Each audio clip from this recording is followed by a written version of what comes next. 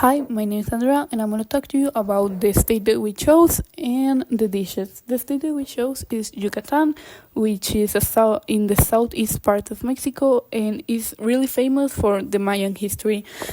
They have Chichen Itza, which is the big pyramid. There is in Yucatan. The Maya people used to live there before the Spanish came, and you can still see some of the influence, the way the people speak, the way the people dress, and the way the people cook. There's also a couple native speakers and communities in there in Yucatan.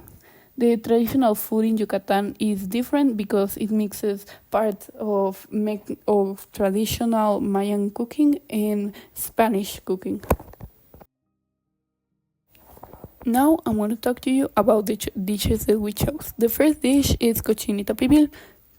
The name cochinita means little pig in Spanish, and pibil comes from the word pib from Mayan, which means to cook underground.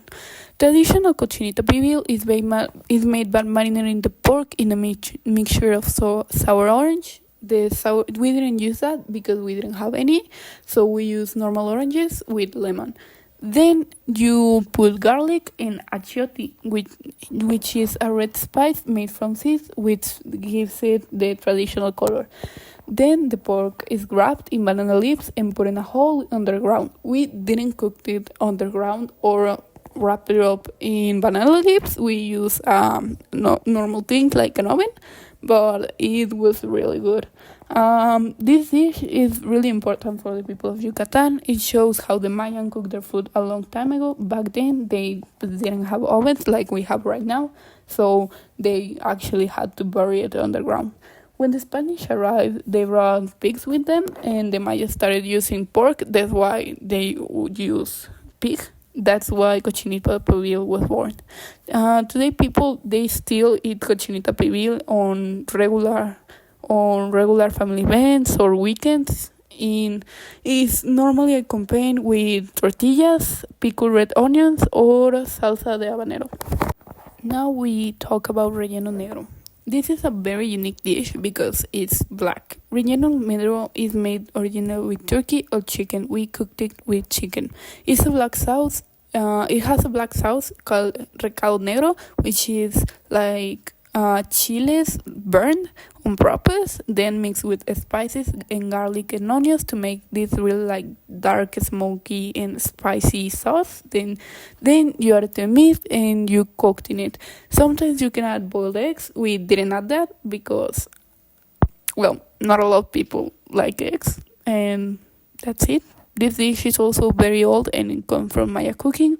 The Maya people used to do a lot of spices and chilies, and they know how to roast ingredients and give them a strong flavor.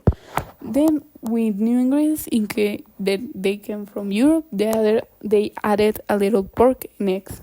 Relleno negro is usually served on Dia de Muertos because this is something that Sophia's dad told us, but they used to do it in the water of a dead body. En el momento en el que se moría, when they died, they bathed it in that water, and that water they use it to cook. Then we have lechon al horno, which is another really traditional Yucatecan dish. Lechon means young pig in Spanish, and lechon al horno means roasted pig in the oven. Instead of being cooked underground like cochinita pibil, lechon is roasted in a regular oven, usually for a really long time until the meat is soft and crispy. We actually took like 4 hours to cook that, and it was really, really a long time. Just like cochinita, lechon is marinated in achiote and a sour orange juice before it's cooked. The flavor is a little similar, but the texture is a lot different. The outside gets crunchy and the inside is tender and juicy. Some people say that it's even better than cochinita pibil. But personally, I think that cochinita pibil turned out way better. The lechon is usually eaten on special occasions like birthdays, holidays, or family gatherings in some towns in Yucatan. People wake up really early and go to a market to buy lechon or lechones for breakfast. This dish is also known It's also a mix between Mayan and Spanish cultures. The Mayan people didn't have pigs before the Spanish came, so lechon is a great example of how food changed after two cultures came together.